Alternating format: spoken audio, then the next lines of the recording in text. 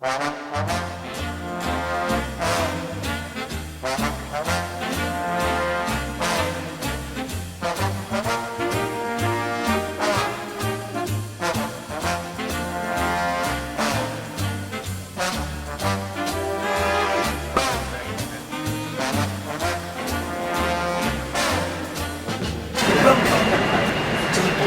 Terrace, here in Canary Wharf.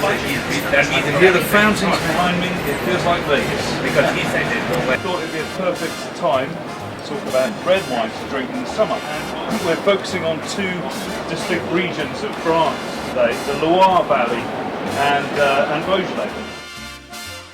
Wines like Cabernet Sauvignon and Malbec that have small grapes with very thick skins. You get a lot of extraction, a lot of colour and a lot of aging potential. Well, Boisdale is about as far away from that as you get.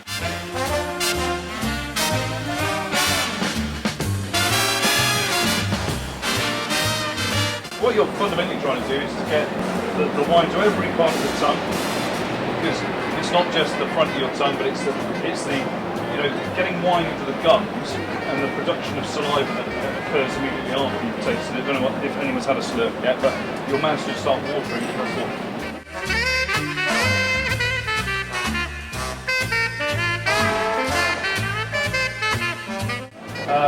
Reminiscent of summer fruit, summer pudding. So you get a little bit of those sort of red currants and raspberries and blackberries going on.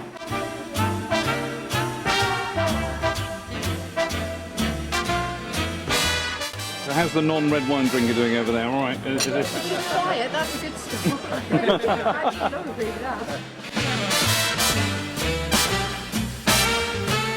So we've got French wine, Spanish ham and British cheese.